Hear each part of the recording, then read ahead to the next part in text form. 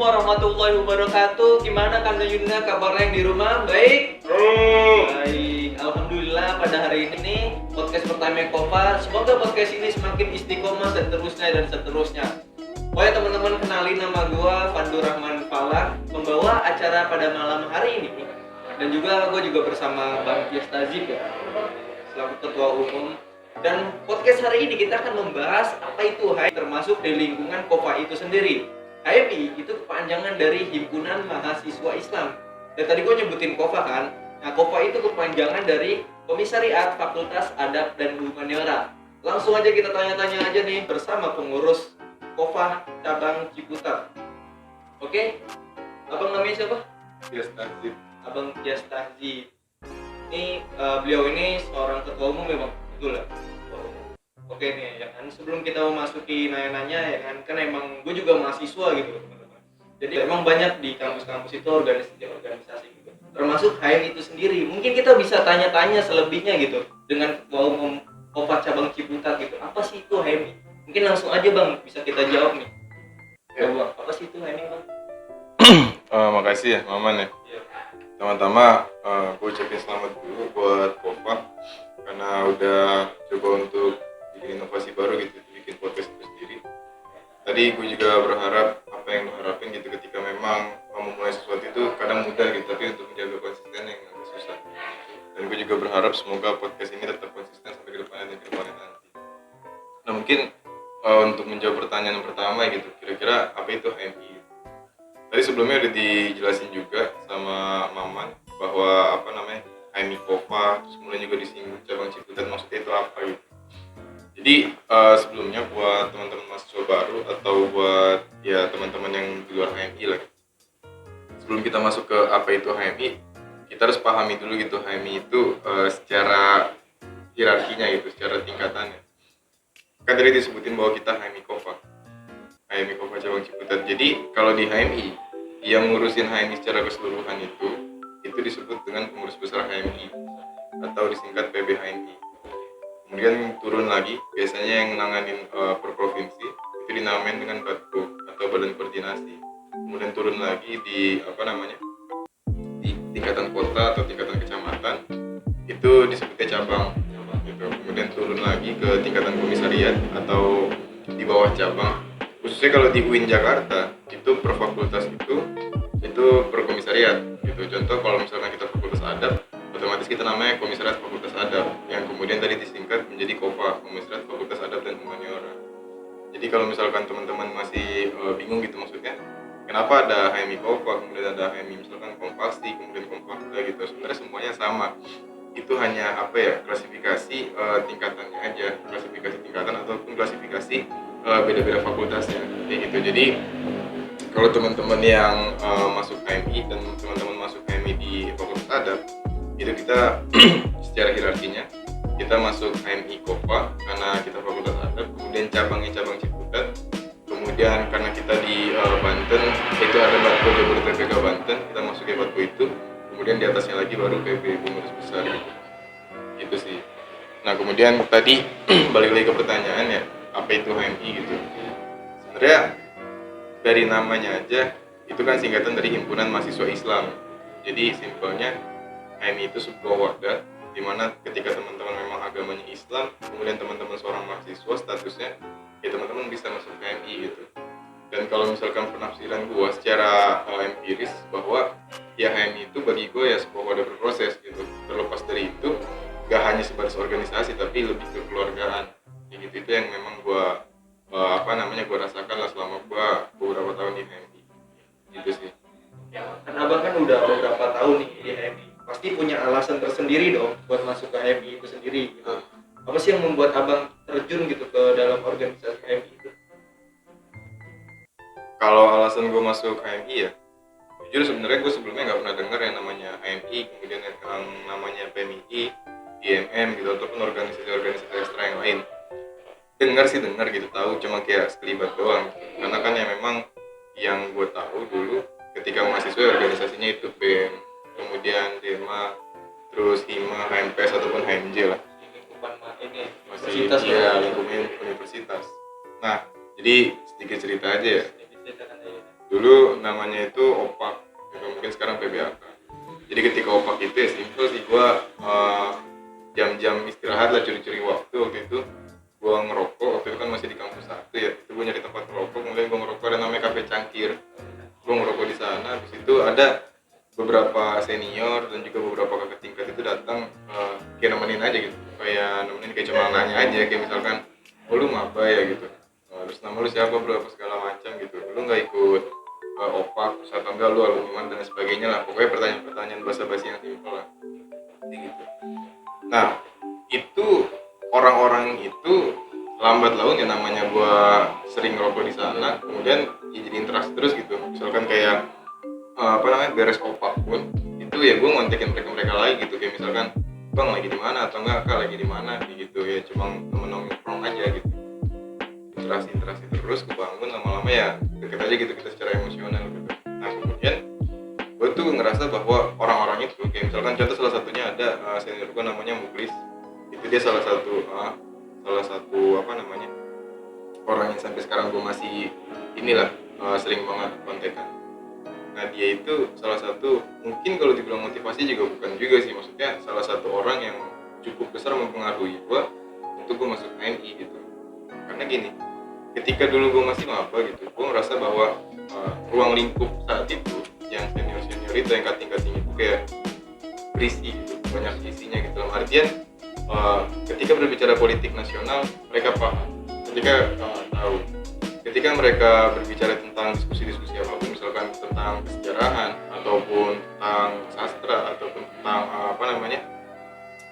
peristiwa-peristiwa filsafat atau bahkan berbicara ketuhanan gitu, mereka juga hatam masalah kayak gitu. Itu mungkin yang jadi salah satu motivasi gue gitu, bahwa oh jangan-jangan ketika gue masuk HMI itu gue bisa seperti mereka kayak gitu.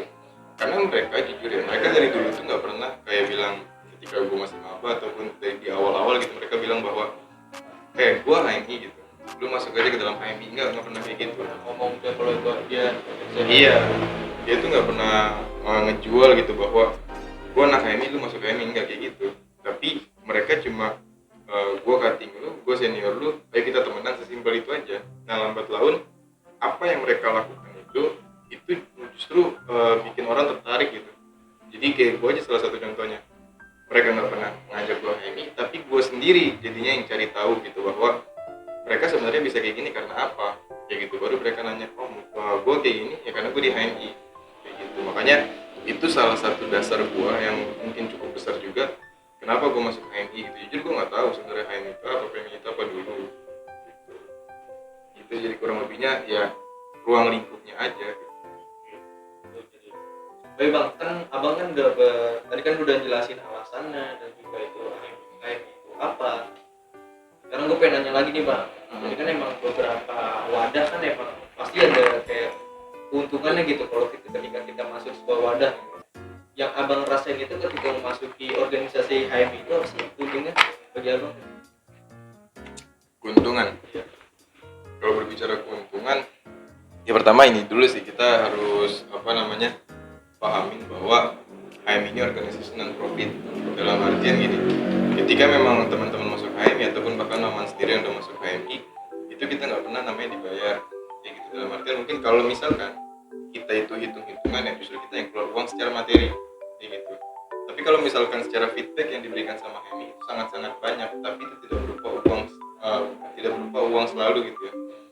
Karena HMI itu lebih ngajarin ilmu kehidupan kayak gitu, ilmu kehidupan ataupun ilmu tentang ketika kita di kampus kayak gitu. Nah tadi balik lagi gitu, apa sih keuntungan lu ketika lu masuk HMI kayak gitu. Pertama jujur ya, memang yang gue rasakan ketika memang kita masuk HMI itu, pertama itu kita lebih banyak kosakata yang kita punya. Dalam artian retorika kita tuh lebih bagus karena pembendaharaan kata yang dimana kita dapatin ketika kita sering baca buku gitu. Kita sering baca buku karena memang lagi-lagi gue balik ya, pola yang diajarin oleh abang-abang di HMI, kakak-kakak di HMI itu tidak melulu nyuapin. Dalam artian lu pengen hebat nggak, lu harus baca buku, enggak, tapi lihat gue nih, gue lagi baca buku, otomatis oh iya kita ke trigger gitu, oh gue harus baca buku kayak mereka supaya gue bisa kayak mereka kayak gitu. Kita sering baca buku, otomatis retorika kita akan lebih bagus. Kemudian public speaking, kemudian kita juga berani juga bicara di depan umum karena lambat laun kita nggak sadar, tapi kita sering gitu didorong oleh senior itu, tapi kita secara tidak langsung ya untuk berani berbicara ke depan. Kemudian nalar kritis juga, itu juga sangat-sangat kurasakan. Kemudian membaca psikis orang, kemudian membaca situasi, kondisi dan lapangan itu diajarin di HMI gitu, dan itu memang menurut gua itu keuntungan yang memang sangat-sangat besar kayak gitu. Dan juga keuntungan yang paling epic menurut gua ya itu ya rasa kekeluargaannya sih. Cakupan itu kan lebih kebersamaan gitu kan, dan ranahnya ini juga ranahnya kampus, jadi ada beberapa hal yang emang kita mendapatkan ilmu-ilmu dalam kehidupan ataupun di kampus itu sendiri. Iya, jadi rasa kekeluargaan gue bukannya lebay atau gimana ya, serius. Jadi kalau misalkan di HEM itu bukan lagi lu senior gua atau lu junior gua gitu, lebih make bahasa bukan dipaksakan, tapi memang itu timbul dengan sendirinya bahwa lu abang gua adik lu, pun sebaliknya gua abang lu adik lu adik gua gitu. Jadi rasa kebersamaan itu sih, rasa kekeluargaan itu yang memang itu sangat-sangat menguntungkan bagi gua. Gue yakin memang di seluruh organisasi manapun, entah itu HMI ataupun PMII ataupun IMM ataupun organisasi ekstra lainnya pasti juga sama gitu. Tapi jujur yang gue rasain di HMI ya itu juga kayak gitu, sangat-sangat besar. Kalau misalkan ngomong kayaknya HMI pernah berantem bang, kayaknya HMI pernah gini-gini bang gitu, ya itu menurut gue wajar, itu namanya dinamika organisasi kayak gitu. Jadi ya wajar lah, di keluarga inti pun pasti kita pernah namanya bertengkar gitu, itu momen pendewasaan diri kayak gitu. Jadi ketika memang gue lu bilang HMI kekeluargaan gitu, tapi sedangkan kadang-kadang HMI berantem gitu, gue ngeliat di berita-berita gini-gini, itu wajar karena itu proses pendewasaan diri, dan itu juga namanya dinamika organisasi. Oh iya, juga ada lagi gini, keuntungan, ini masih berbicara keuntungan gitu. Gue pernah misalkan gini, jadi kebetulan juga gue udah LK2 itu diadainnya itu se-Indonesia gitu pesertanya di Palembang. Nah, ketika gue udah beres LK2, sebelumnya ketika gue LK2 itu banyak teman-teman gue dari HMI cabang yang lain. Beberapa dari cabang-cabang daerah Indonesia ya? Iya, karena kan mencakup beberapa kota di sana. Karena kan juga HMI ada 250 cabang lebih gitu. Nah, itu juga gue mau punya keuntungannya gini. Gue pernah waktu itu ke Jogja. Nah, gue ketemu teman gue yang HMI cabang Jogja. Ya gue dengan bisa bukan bebas ya gini, biar kayak lebih gue bisa punya langsung teman di sana gitu, karena kita hanya nyebutin gue HMI, lu HMI gitu. Jadi lu bisa nggak mesti canggung gitu kan, tadi udah gue sebutin di awal bahwa HMI itu kekeluargaan. Jadi kalau lu dari HMI cabang manapun, ketika lu bertamu di kota manapun ataupun di kecamatan manapun ataupun di daerah manapun, ya itu nalar untuk menyambut kita itu sangat besar gitu. Pun sebaliknya, misalkan orang Jogja ke Ciputat atau Ciputat ke Jogja, Bandung ke Ciputat, Ciputat ke Bandung, pokoknya seluruh Indonesia ketika memang kita sama-sama wajibnya HMI gitu, itu akan merasa keluarganya tumbuh dengan sendiri. Jadi itu salah satu keuntungan yang juga sih menurut gue. Dan juga itu bisa menyebar koneksi dan jaringan bang. Kan dari tadi kan abang udah beberapa yang gue tanyain terus lu udah jawab nih bang. Ada aja nih bang yang tadi lu bang yang sering ribut juga tuh ini. Dan nggak cuma itu aja bang, soalnya gue juga mahasiswa gitu, gue juga dengar gitu desas-desusnya kalau HM itu sesat. Terus juga ini maksudnya apa gitu? Soalnya sesama organisasi kan nggak boleh saling menjatuhkan gitu. Maksudnya apa itu? Mungkin abang bisa menjawab. Sesat ya gitu. Sebenarnya gue sampai sekarang agak lucu aja gitu kalau misalkan dibilang HMI itu sesat. Sesat tuh ya sesat yang kayak gimana? Ya gitu. Karena kalau kita berbicara sesat itu konotasinya udah sangat-sangat negatif gitu. Kayak misalkan sesat ya sering dikaitkan kayak aliran gitu, misalkan aliran sesat atau apapun lah itu yang memang stigmanya sangat negatif. Gue mungkin sedikit mewajari ketika memang ada desas-desus di mana dikatakan bahwa HMI itu sesat, HMI itu keras misalkan, atau HMI itu tidak baik, kalau ujung-ujungnya dikatakan seperti itu. Karena memang secara tidak langsung kita tidak menyadari bahwa sekarang ini, momentum sekarang, beres PBAK itu banyak masing-masing organisasi itu untuk menaikkan nama organisasi dia. Gitu, dalam artian ketika memang kita saling banyaklah organisasi-organisasi yang mencoba untuk menunjukkan bahwa organisasi dia yang paling baik, organisasi A, B, C, D ataupun itu yang lebih baik daripada organisasi manapun gitu.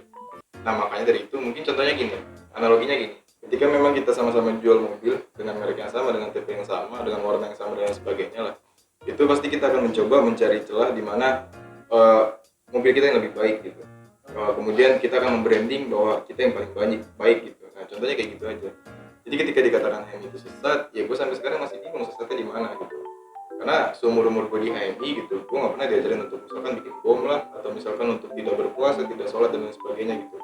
Karena tetap yang namanya HMI, himpunan mahasiswa Islam, ya kita tetap menjalankan syariat Islam. Gitu. Kalau misalkan dikatakan sesat, ya mungkin itu hal propaganda aja lah, dimana agar mahasiswa baru atau orang yang non HMI itu takut untuk masuk HMI kayak gitu. Jadi apa namanya? Menurut gue ya, dengan kita menjelekan organisasi lain belum tentu menaikkan organisasi kita. Gitu. Jadi buat teman-teman mahasiswa baru ketika misalkan mendapatkan informasi bahwa HMI itu sesat atau HMI itu seperti apa, ya kita harus meningkatkan lah nalar kritis kita gitu, yang dimaksud sesat itu seperti apa, kemudian apakah benar seperti itu adanya kayak gitu. Dan bagaimana kita mengetahui itu dengan kita mencari informasi kepada orang-orang yang udah berkecimpung di HMI ataupun orang-orang di luar HMI yang memang dia secara objektif memandang HMI itu seperti apa. Oke bang, kan tadi kan lu udah ngejawab gitu apa yang gue tanyain gitu tentang apa itu HMI, gue pernah masuk HMI itu apa, bahkan sampai desas-desusnya gitu, lu udah ngejawab gitu.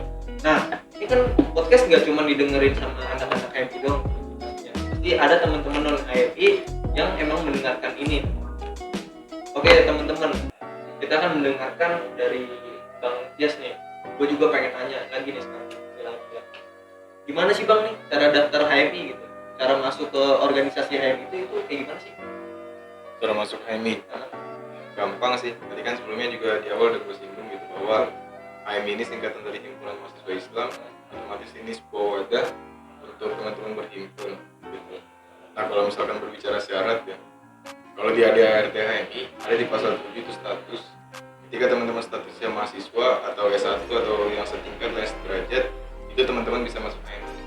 Kemudian kita mengacu lagi pada pasal 3 yang sekaligus asas HMI itu sendiri. HMI berasaskan Islam. Jadi ketika teman-teman memang seorang mahasiswa, teman-teman beragama Islam, teman-teman bisa masuk HMI gitu. Nah mungkin untuk syarat-syarat yang lainnya syarat-syarat secara umum aja gitu.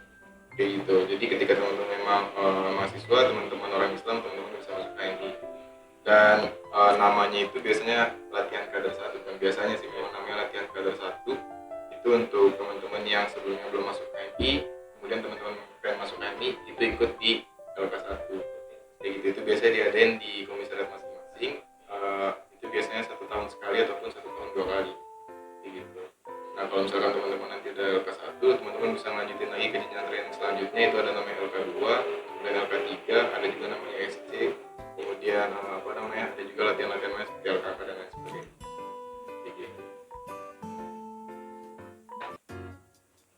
Oh iya bang, kan tadi abang juga nyebutin gitu kan keuntungan masuk HMI gitu kan. Nah, gue pengen nanya nih, mungkin teman-teman yang emang pengen ngembangin skill-skillnya gitu dari kayak emang dia pengen jadi guru banget nih gitu kan. Guru banget, terus juga ada yang teman-teman tuh demen sama seni gitu. Ada nggak sih bang wadahnya gitu? Ada. Jadi ketika teman-teman masuk HMI ya, itu makanya gue bilang tadi gitu, itu wadah berproses gitu, itu wadah kita untuk mengeksplorasi diri. Jadi ketika teman-teman masuk HMI, teman-teman juga bisa milih lagi ketika teman-teman masuk HMI, teman-teman mau fokus di mana. Contoh gini, tadi yang udah disebutin sama Maman, kalau gue suka seni, gue bisa ngembangin nggak? Bisa. Di HMI itu ada namanya LSMI, Lembaga Seni Mahasiswa Islam. Kemudian ketika teman-teman memang suka tulis-tulis gitu kayak jurnalistik, itu ada namanya wadahnya LAPMI, itu Lembaga Pers Mahasiswa Islam. Kemudian ketika teman-teman memang suka kayak untuk mengajar dan lain sebagainya, itu ada namanya LAPENI, Lembaga Pendidikan Mahasiswa Islam. Dan masih banyak lagi sih, kayak misalkan teman-teman suka kayak explore naik gunung atau enggak kayak suka SAR dan lain sebagainya, itu ada namanya LEPAMI, Lembaga Pariwisata Mahasiswa Islam. Jadi ketika kita masuk HMI gitu, mungkin lagi ada desas-desus gitu yang berkembang bahwa lu masuk HMI, lu cuma dimanfaatin selalu untuk politik gitu. Sebenarnya bukan dimanfaatin untuk politik gitu. Memang politik itu ada di HMI gitu. Dan gue rasa itu sangat malu aja. Sebenarnya gue meluruskan gitu bahwa bukan dimanfaatin untuk politik gitu, tapi memang politik itu adalah salah satu bagian dari HMI gitu. Salah satu dari sekian banyak yang ada di HMI kayak gitu. Jadi ketika lu masuk HMI, ya tadi yang udah kita sebutin gitu, bahwa lu bisa masuk yang ini, lu bisa masuk yang itu, lu bisa masuk juga ke sini gitu. Jadi nggak cuma ketika lu masuk, suara lu buat politik gitu, enggak. Bahkan lu bisa mengembangkan diri lu juga gitu. Jadi yang tadi gue bilang gitu, banyaklah keuntungan ketika kita masuk HMI. Oke teman-teman, Kanda Yuda yang ada di rumah yang mendengarkan podcast hari ini, mungkin sebelum kita mengakhiri podcast pada hari ini, gue pengen minta closing statement aja nih dari Abang Tias. Mungkin Abang bisa menyampaikan nih closing statementnya gitu. Closing statement ya. Mungkin closing statement dari gue ya sedikit aja sih. Buat teman-teman mahasiswa baru atau teman-teman yang di luar HMI, itu bebas memilih gitu organisasi manapun gitu, entah itu organisasi intra ataupun ekstra gitu, tapi asalkan organisasi itu lurus ya, maksudnya dalam artian memang dia sesuai gitu sama ideologi kita, dan juga memang sesuai dengan tujuan-tujuan yang baik kayak gitu. Teman-teman mau masuk organisasi intra silakan, teman-teman mau masuk organisasi ekstra juga silakan gitu, entah itu mau masuk HMI atau mau masuk PMI ataupun mau masuk IMM, itu terserah, bebas pilihan teman-teman. Tapi kalau saran dari gua, ketika teman-teman memang udah mahasiswa, teman-teman mungkin disarankan, sangat-sangat disarankan itu masuk organisasi, karena banyak hal-hal yang kita dapetin di organisasi yang belum tentu kita dapetin di kelas gitu. Bahkan ada salah satu dosen itu juga pernah bilang ketika gue dulu masih ngampus, jadi ilmu yang kita dapetin di kelas itu hanya 30% kayak gitu, selebihnya kita dapetin dari organisasi kayak gitu. Karena contohnya gini aja, ketika memang teman-teman nanti udah lulus kuliah, teman-teman memang terjun di dunia sebenarnya gitu, ya orang sedikit yang akan menanyakan bahwa IPK lu itu berapa gitu, ataupun mata kuliah ini lu kayak gimana kayak gitu. Tapi lebih ke lu bisa apa kayak gitu. Ketika lu di masyarakat, lu bisa melakukan apa hal yang bisa lu abdikan untuk masyarakat, dan itu memang didapatkan di organisasi yang mana itu ya terserah teman-teman.